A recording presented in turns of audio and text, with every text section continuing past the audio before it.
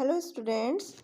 इस चैप्टर में हम मशीन्स के बारे में पढ़ेंगे कि किस तरह से एक मशीन जो होती है किसी की लाइफ में बहुत ज़्यादा खुशियाँ ला देती है और दूसरी तरफ किसी मशीन से बहुत सारी लोगों की जॉब चली जाती है और उन्हें किस तरह से दुख होता है, उनके लिए मुसीबत बन जाती है कि उनको अपना जीवन यापन करने के लिए भी बहुत मुश्किलों का सामना करना पड़ता है। तो इस चैप्टर में हम मशीन के मेरिट्स और डीमेरिट्स के बारे में पढ़ेंगे। तो हम पढ़ना स्टार्ट करते हैं। Sunita was past her youth. Sunita को अपने जवानी के दिन याद थे। Her poverty had added to the number of years in her age. उसकी गरीबी के कारण उसकी उम्र उससे बहुत ज़्यादा दिखने लगी थी। She looked older than she was. अपनी उम्र से ज़्यादा दिखने लगी थी। Like every day it was the time for her to leave her small dingy dirty house for work. हर रोज़ की तरह आज भी वो अपने इस डिंगी मतलब बहुत ही फीके फीके से घर में, जिसमें चमक नहीं होती है, जिसमें ताजगी नहीं होती है, उस गंदे से घर को छोड़कर काम पर जाने के लिए तैयार हो गई थी। शी वोर हर साड़ी। उसने अपनी साड़ी पहनी।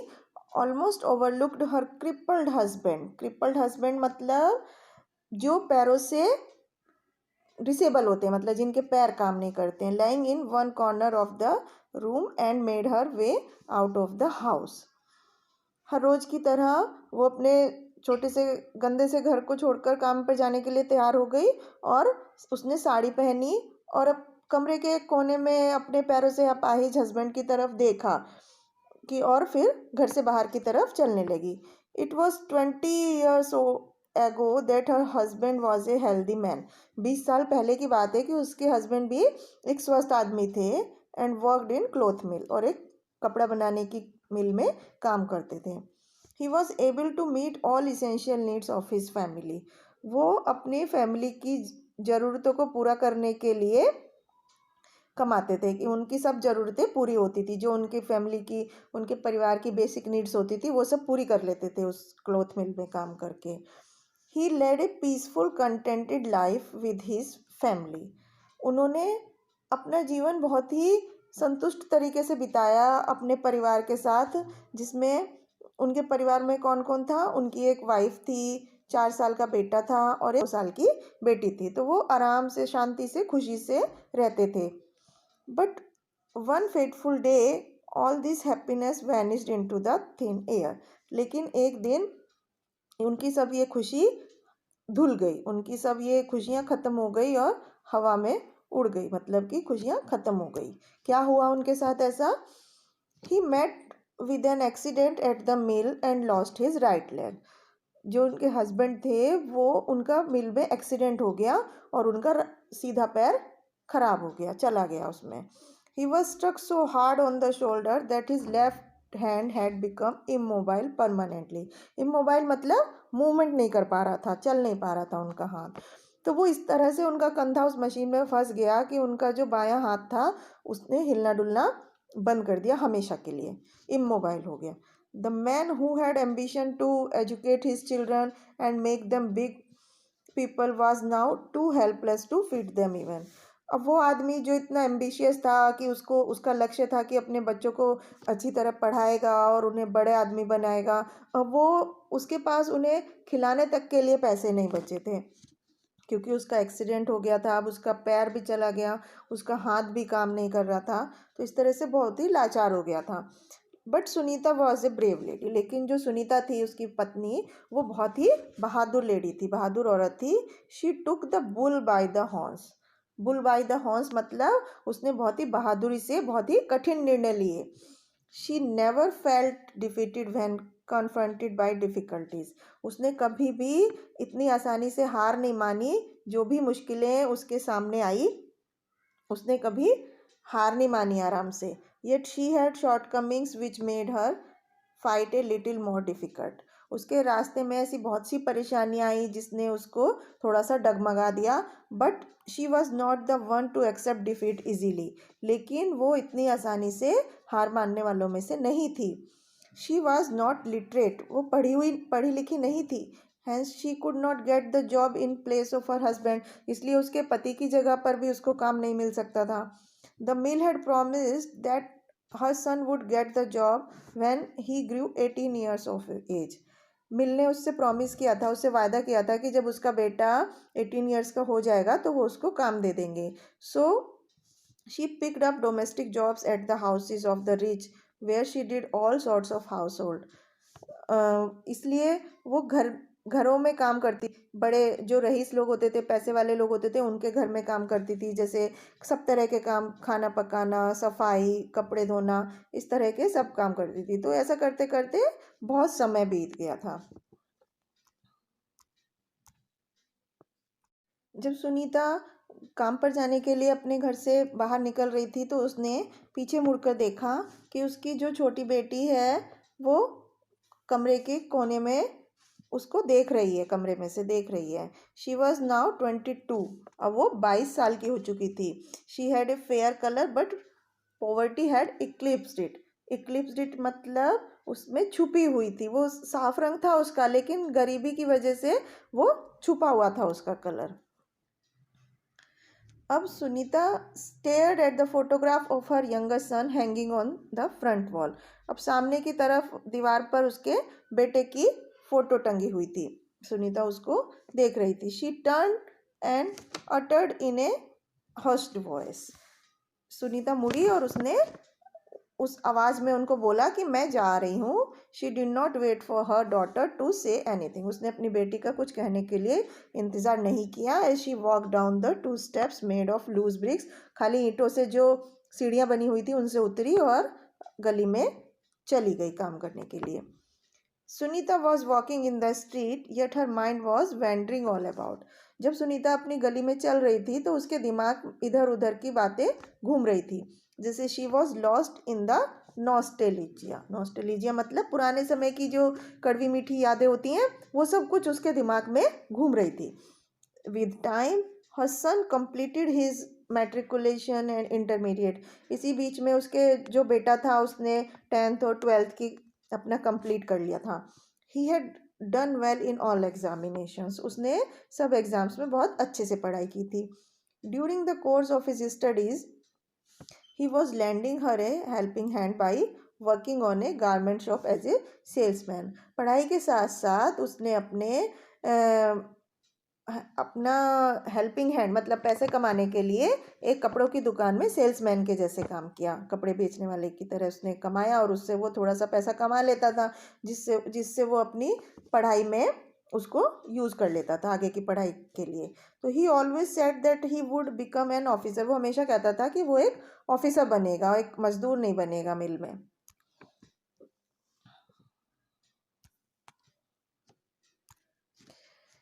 ही ऑफन सेड टू, वो अक्सर अपनी माँ से कहता था कि मुझे बड़ा होने दो, मेरी पढ़ाइयाँ पूरी करने दो, मैं तुम्हें घर के काम नहीं करने दूंगा. जो वो दूसरे के घरों में जाके काम करती थी, मैं तुम्हें वो सब काम नहीं करने दूंगा. You will live an easy life. तुम एक आराम की ज़िंदगी जियोगी.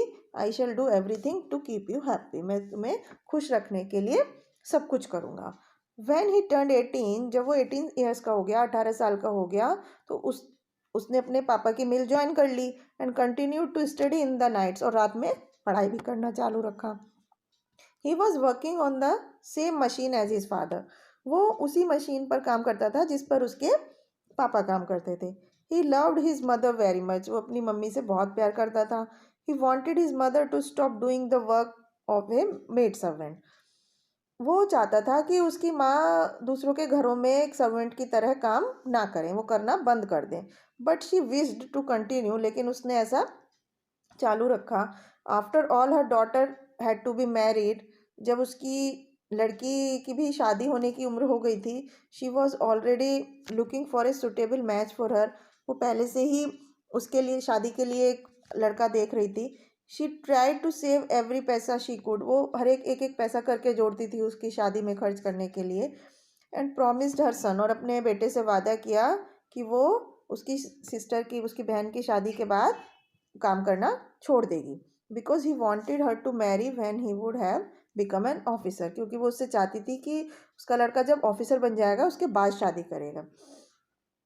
That will help gate a better boy for her. But last year all hell broke loose on Sunita. लेकिन पिछले साल क्या हुआ, सुनीता के साथ बहुत ही दुर्भाग्यपूर्ण घटना हुई. She lost her son too in an accident. उसका बेटे की भी एक एक्सीडेंट में डेथ हो गई. When the machine developed same snag. जब मशीन में सेम प्रॉब्लम आई, स्नैग मतलब कोई प्रॉब्लम आई, मशीन में कुछ प्रॉब्लम आई और उसके बेटे की भी डेथ हो गई. He was electrocuted to death. मतलब उसकी इलेक्ट्रोक्यूटेड मतलब बिजली लगने से उसकी डेथ हो गई थी उसके बेटे की. तो सुनीता के साथ बहुत बुरा हुआ. अब destiny had been very harsh on her. मतलब उसकी किस्मत बहुत ख़राब थी. How can I live on this tragedy. मैं इस दुर्भाग्यपूर्ण घटना के साथ कैसे जिंदा रहूंगी, सुनीता ने सोचा. Perhaps the thought of her young daughter kept her alive. शायद उसकी जो बेटी थी उसने उसकी जीने की चाह को बचाए रखा. Mechanical walking Sunita stopped in front of the house. Machine की तरह चलती जा रही थी सुनीता और उस घर के सामने रुकी जहाँ कपड़े धोती थी. She jerked her head to get free from her thoughts. उसने अपने आप को अपनी सोच से बाहर निकाला, अपना सिर हिलाया और अपने आप को वो जो गहरी सोच में डूबी हुई थी उससे बाहर निकाला. As she stepped into his master's house. जैसे उसने अपने मालिक के घर में पैर रखा, she found her master Prem. उसका मालिक, उसका नाम प्रेम था. उस वहाँ पे उसका मालिक था, उसकी पत्नी थी और उसकी बेटी थी उस लॉबी में जहाँ पर वो एक पैकिंग खोल रहे थे. एक नई मशीन, वॉशिंग मशीन की पैकिंग खोल रहे थे. तो her glowing eyes damped as she could foresee her dark days ahead. उस मशीन को देख करके उसकी आंखों में पानी भर गया. डैम्प्ड मतलब उसकी आंखों में नमी आ गई, आंसू झलक गए कि उस मशीन को, कपड़े धोने की मशीन को देख करके अपने सामने, उसकी आंखों के सामने अंधेरा छा गया. And she had been washing clothes at this house for many years now. वो इस घर में पिछले बहुत सालों से कपड़े धोने का काम कर रही थी. And the sack at this juncture could mean a very difficult time for her. इस बात से वो एकदम हिल गई कि उसको बहुत ज़्यादा झटका लगा कि अब वो किस तरह, अब उसका आगे का जीवन बहुत ही मुश्किल हो गया है. प्रेम टर्न टूवर्ड्स सुनीता. प्रेम सुनीता की तरफ मुड़ा and said in a serious voice. और गंभीर आवाज में उससे कहा, Sunita, you have served us for a pretty long time diligently and honestly. तुमने मेरे साथ बहुत हमारी सेवा की, बहुत लंबे समय तक बहुत ही ईमानदारी से काम किया और हम उसका सम्मान करते हैं. But we will not be able to help you any more. लेकिन अब हम तुम्हारी और हेल्प नहीं कर पाएंगे.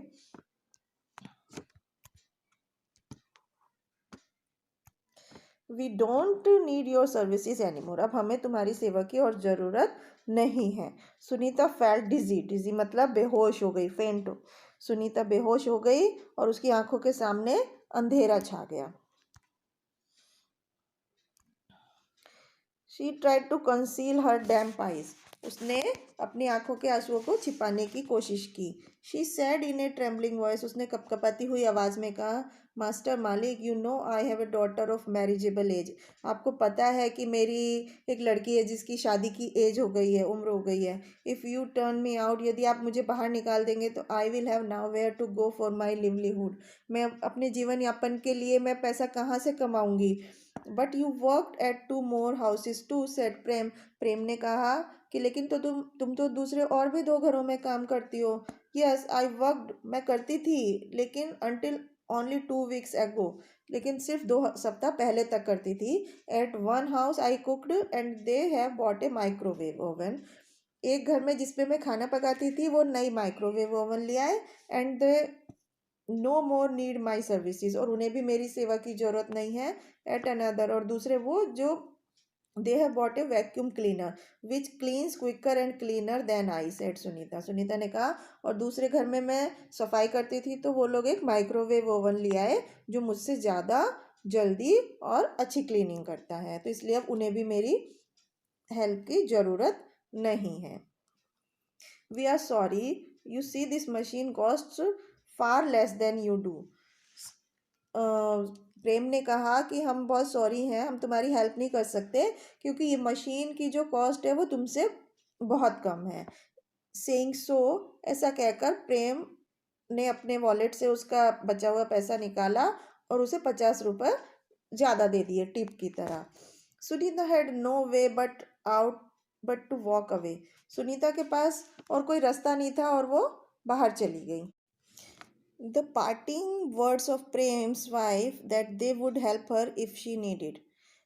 अलग होते समय प्रेम की पत्नी ने सुनीता से कहा कि जब कभी भी ज़रूरत हो तो वो उनकी हेल्प करेंगी। Could not provide her any solace, लेकिन इस चीज़ से उसे कोई सोलेस मतलब कोई आराम नहीं आया, ये कहने से कोई रिलीफ नहीं मिला सुनीता को। जैसे उसकी पत्नी ने कहा कि जब उन्हें ज़रूरत होगी तो वो उसकी हेल्प करेंगी, क्योंकि वो तो उसे तो अभी भी काम की हेल्प की ज़रूरत थी। She had lost her job, उसका काम ख़त्म हो गया था। The only means to support her family, जो कि अकेला साधन था जिससे उसका घर का खर्चा चलता था। And getting another job would be much difficult as she had found it impossible to replace the earlier two households उसके लिए नई जॉब ढूंढना इतना मुश्किल था क्योंकि वो पहले भी 2 घरों में जिनमें काम करती थी उन्होंने भी उसको हटा दिया था, मशीन ले आए थे उसकी जगह पर। तो अब उसके लिए नया काम ढूंढना बहुत मुश्किल हो गया था। Prem was going to celebrate his 50th birthday next week. Prem जो था सुनीता का जो मालिक था जिस घर में वो कपड़े धोती थी, अब वो अपना अगले हफ्ते 50th बर्थडे मनाने वाला था। And he had bought this washing machine as a part of this celebration. और ये जो वॉशिंग मशीन लाया था, कपड़े धोने की मशीन, ये उसी के सेलिब्रेशन का एक हिस्सा थी। He worked in a large private company as a senior clerk since his youth. वो अपने यंग एज से, अपनी जवानी के समय से एक प्राइवेट कंपनी में काम कर रहा था, एक सीनियर क्लर्क के जैसे। ही टुक प्राइड इन सेइंग, उसे ये कहने में बहुत गर्व हो रहा था कि I have worked in one and the same company for over 20 years, कि मैं 20 साल से भी ज़्यादा समय से एक ही कंपनी में काम कर रहा हूँ। Everything in his life went smoothly, उसके जीवन में सब कुछ बहुत ही आराम से हो रहा था।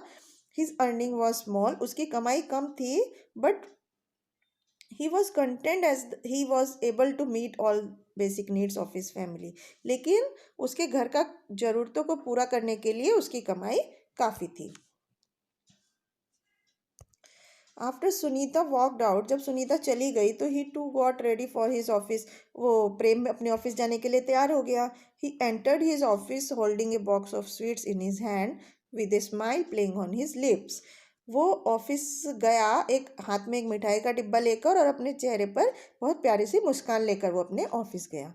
Material accomplishment provided bliss to this mortal man, मतलब कि इस उपलब्धि से अपने वो बहुत साल से एक ही कंपनी में काम कर रहा है, वो बहुत ही, और ये कभी ख़त्म नहीं होने वाला है ऐसा सोचकर उसे बहुत आनंद की प्राप्ति हो रही थी। वो बहुत खुश था ऐसा सोच करके कि वो एक ही ऑफिस में बहुत साल से काम कर रहा है, तो वो उसकी एक बहुत ही बड़ी अचीवमेंट है, बहुत ही बड़ी उपलब्धि है और ये कभी ख़त्म नहीं होगी। तो he wanted to celebrate his buying the new washing machine with his colleagues। तो वो इस जश्न को मनाना चाहता था अपने जो उसके साथ काम करने वाले लोग थे कि वॉशिंग मशीन वो नई लाया है। He sat down at his desk, वो अपनी सीट पर बैठ गया क्योंकि he wanted to offer sweets first to his manager, क्योंकि वो सबसे पहले अपने मैनेजर को मिठाई देना चाहता था। So he told the peon to inform him when the manager was free, इसलिए उसने पियोन को बोला कि जब मैनेजर फ्री होंगे तो वो उसको बता दे।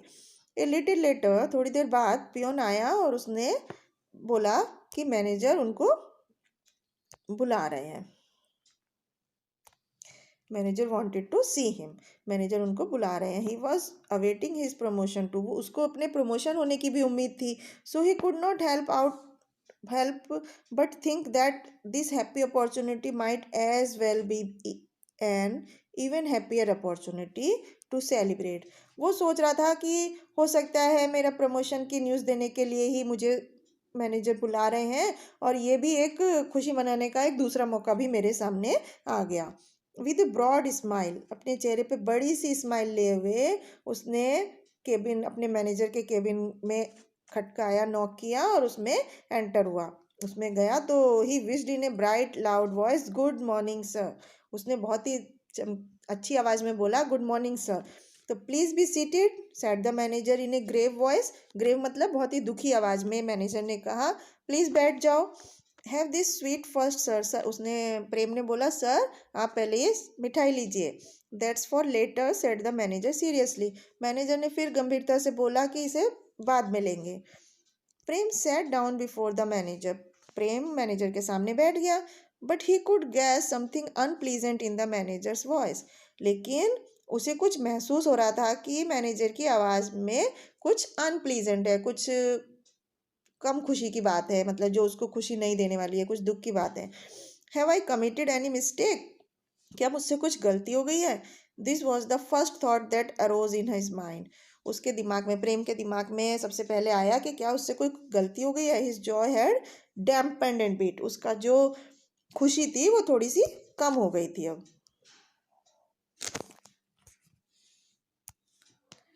I have to in to discuss something serious, very serious. The manager's tone was sufficient to perplex Prem. perplex मतलब कंफ्यूज करने के लिए।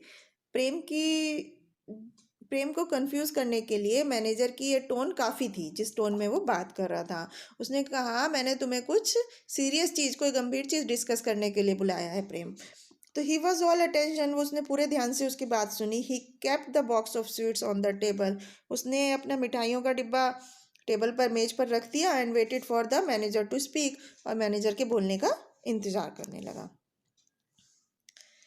अब mister Prem continued the manager. Manager ने आगे अपनी बात कंटिन्यू की कि Prem you are one of the employees whom this company cherishes the most.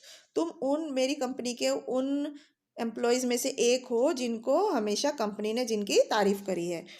You have served the company for a pretty long time honestly and diligently. तुमने बहुत लंबे समय तक कंपनी की बहुत ही ईमानदारी से और निष्ठा से सेवा की है। And the company values it. और कंपनी इस बात का सम्मान करती है। But the company would not be able to help you any more. लेकिन अब कंपनी तुम्हारी और हेल्प नहीं कर पाएगी। The company doesn't need your services any more. Company को अब तुम्हारी सेवाओं की और ज़रूरत नहीं है। Prem felt as if the carpet was being pulled away from under his feet. प्रेम को ऐसा लगा कि जैसे उसके पैरों के नीचे से जमीन खिसक गई है। He felt his heart sinking. उसका दिल सिकुड़ने लगा, मतलब उसको बहुत ही गहरा झटका लगा, सदमा पहुंचा। He said in A trembling voice. उसने कपकपाती हुई आवाज़ में कहा sir I have a daughter of marriageable age. Sir मेरी एक बेटी है जिसकी शादी की उम्र हो गई है। If you turn me out, यदि आप मुझे निकाल देंगे, I will have nowhere to go for my livelihood. मैं अपने जीवन यापन के लिए पैसे कहाँ से कमाऊँगा। We can't help the chairman has decided to computerise the company. Manager ने कहा हम आपकी हेल्प नहीं कर सकते क्योंकि चेयरमैन ने, जो कंपनी के मालिक होते हैं, उन्होंने कंपनी में कंप्यूटराइज मतलब कंप्यूटर से काम करने का डिसीज़न ले लिया है। इफ़ यू रिमेंबर, यदि आपको याद है, the company had advise all employees to learn computer. Company ने सब एम्प्लॉयज़ को सलाह दी थी कि वो सब कंप्यूटर सीख लें। All those employees who did not pay heed to this advice are being laid off. वो सब एम्प्लॉय जिन्होंने इस बात पर, इस सलाह पर ध्यान नहीं दिया और कंप्यूटर नहीं सीखा, उन सबको निकाल दिया गया कंपनी से। तो moreover the computer will help us have a shorter number of employees and save on the costs too. इस तरह से हमें जो कंप्यूटर है वो हमारा कम समय में कम एम्प्लॉयज़ का काम करेगा, कम एम्प्लॉयज़ से ज़्यादा काम हो जाएगा और उसकी कॉस्ट भी कम आएगी, पैसा भी कम खर्च होगा कंप्यूटर लगाने के लिए। मैनेजर ने कहा sir any word fail to come out of Prem's mouth. अब प्रेम के मुंह में उसको बोलने के लिए कुछ और शब्द ही नहीं आ रहे थे। I serve this notice on you for this purpose. The manager handed him over an envelope. Manager ने एक लिफाफे में प्रेम को नोटिस दे दिया जॉब छोड़ने के लिए। You are no more an employee of this company from today. तुम आज से ही इस कंपनी के एम्प्लॉय नहीं हो। But you will get a month salary. लेकिन तुम्हें एक महीने की सैलरी दी जाएगी और महीने के आखिरी में बोनस दिया जाएगा। Please come then and collect your payment. Please जब आकर के अपना पैसा ले लेना है। Prem stood up from his chair. He was feeling giddy. Prem कुर्सी पे से खड़ा हो गया और उसको बहुत ही गिडी फील हो रहा था। गिडी मतलब वो बहुत ही डिस्टर्ब था। The manager too stood up and shook his hand. Manager भी खड़ा हुआ और उसने उससे हाथ मिलाया। Prem did not know whether to offer sweets to the manager और नॉट। अब प्रेम को ये समझ नहीं आ रहा था कि वो जो मिठाइयाँ लाया था उसे वो मैनेजर को देनी चाहिए या नहीं देनी चाहिए। तो he could not decide whether to pick up the box of sweets from the manager's table और नॉट। उसे ये भी समझ नहीं आ रहा था कि वो मिठाइयों का डिब्बा उस टेबल से उठाए या नहीं उठाए। He came out of the office empty handed. वो खाली हाथ उस ऑफिस से बाहर आ गया and headed for his house, और अपने घर की तरफ चल दिया। His own words uttered for Sunita. उसने सेम शब्द सुनीता से बोले थे दैट सेम मॉर्निंग। उसी सुबह उसने सेम शब्द सुनीता से बोले थे। वर रिंगिंग इन हिज ईयर्स। उसके कानों में गूंज रहे थे कि यही शब्द मैंने सुबह सुनीता से बोले थे। One machine had given him Joy and another had snatched it of. Snatch मतलब छीन लेना। एक मशीन किस तरह से उसको खुशी देती है, जैसे वॉशिंग मशीन ने उसको बहुत ज़्यादा खुशी दी कि उसने कम खर्च में अब वो कपड़े धो लेगा, मेड को उसे ज़्यादा पैसे देने पड़ते थे। और दूसरी तरफ कंप्यूटर ने उसकी नौकरी छीन ली, उसके जीवन में परेशानियां खड़ी कर दी, उसकी सारी खुशियां छीन ली। से हम इस कहानी में हमने ये देखा कि किस तरह से एक मशीन किसी की खुशियां छीन लेती है और किसी के लिए हेल्पफुल हो जाती है।